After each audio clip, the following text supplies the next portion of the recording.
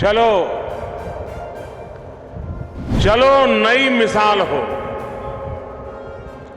बढ़ो नया कमाल हो, झुको नहीं, रुको नहीं, बढ़े चलो, बड़े चलो। इंडियन नेवी के मार्कोस एक बार फिर से चर्चा में हैं।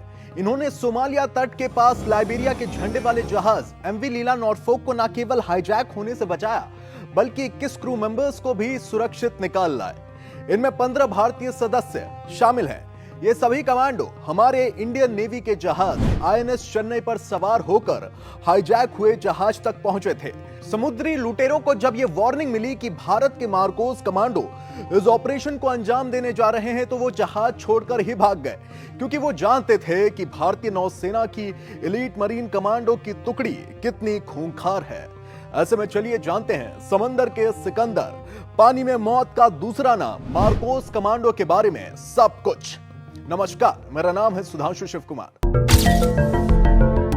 सबसे पहले जानते हैं कि कौन है मार्कोस कमांडो। मार्कोस कमांडो को समंदर का सिकंदर भी कहा जाता है। पानी में मौत को मात देने में इन कमांडोज को महारत हासिल है।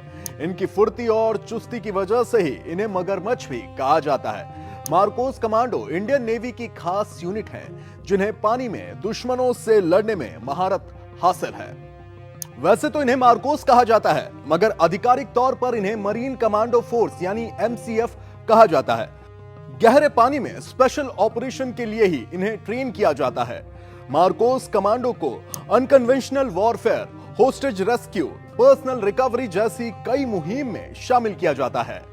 चलिए अब मार्कोस के इतिहास के बारे में भी जान लेते हैं। मार्कोस का गठन 1987 में हुआ था। शुरुआती दिनों में मार्कोस को भारतीय समुद्री विशेष बल कहा जाता था। बाद में इनका नाम मार्कोस यानी मरीन कमांडोज किया गया। मार्कोस का मोटो है द फ्यू द फियरलेस।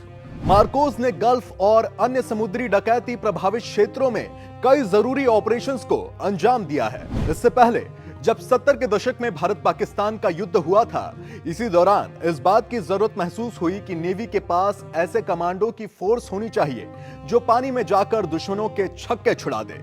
इस सोच ने 1986 में आकार लेना शुरू किया। नेवी ने मैरीटाइम स्पेशल फोर्स की योजना शुरू की।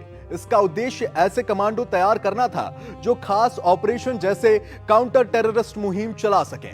इसके 1 साल बाद ये यूनिट अस्तित्व में आई और तब से किसी भी मुश्किल घड़ी में इस टीम को भेजा जाता है।